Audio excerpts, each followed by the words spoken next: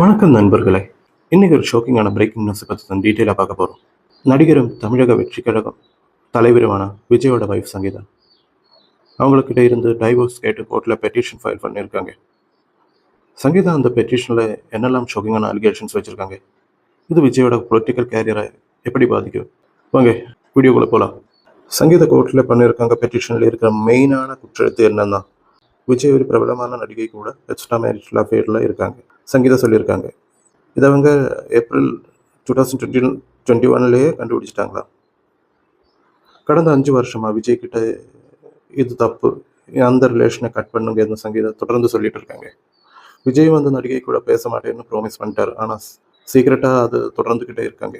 இப்போவும் அந்த ரிலேஷனில் தான் இருந்தார் சங்கீதா சொல்கிறது.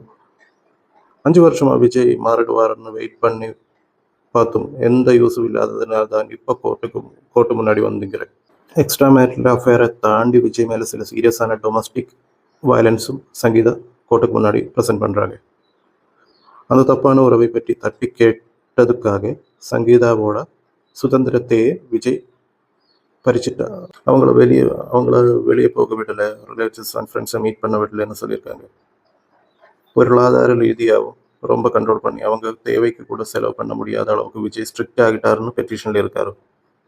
ஒரு வைஃபுக்கு வீட்டுக்குள்ளே இருக்கிற பேசிக் ரைட்ஸை கூட விஜய் தடுத்து நிறுத்திட்டாரு. இன்னும் ஒரு பெரிய அலிகேஷனை வச்சுருக்காங்க. இந்த டைவோர்ஸ் பெட்டிஷன் செங்கல்பேட்டு கோர்ட்டில் தான் ஃபைல் பண்ணியிருக்காங்க. 1999 கல்யாணம். ஆனால் இந்த கப்பல் 27 இயர்ஸாக ஒன்றா வாழ்ந்துக்கிறாங்க. கடந்த சில வருஷங்களாகவே விஜய் அவங்க ஒய்ஃப் கூட இருக்கிற ஃபோட்டோ எதுவும் வெளியில் வரல. அண்ட் வீட்டில் யாரும் இல்லைன்னு பல ரொமான்ஸ் இருந்துட்டு இப்போ அது கன்ஃபார்ம் ஆகியிருக்கு. கோர்ட் உடனே டைவர்ஸ் தர மாட்டாங்க. 27 இயர்ஸ் மேரேஜ் அப்படிங்கிறதுனால ஃபர்ஸ்ட் கவுன்சிலிங் வச்சு 2 பேரையும் ஒன்றா சேர வைக்கத்தான் கோர்ட் ட்ரை பண்ணுவாங்க. இன்னும் 2 மாதத்தில் எலெக்ஷன் வரைய இருக்கு. விஜய் தீவிரமாக கேம்பெயின் பண்ணிட்டு இருக்காங்க. இந்த டைமில் இப்படி ஒரு பர்சனல் இஷ்யூ வெளியே வந்திருக்கு. ஸ்க்ரீனில் நல்ல விஷயங்களை பேசி உமன் மத்தியில் நல்ல இமேஜ் வச்சிருக்க விஜய்க்கு இது ஒரு பெரிய செட்பேக்காக அமையலாம். ஒரு வைஃபை வீட்டுக்குள்ளே இப்படி வச்சாரா அப்படிங்கிற கேள்வி பப்ளிக்கில் இருந்து வருது.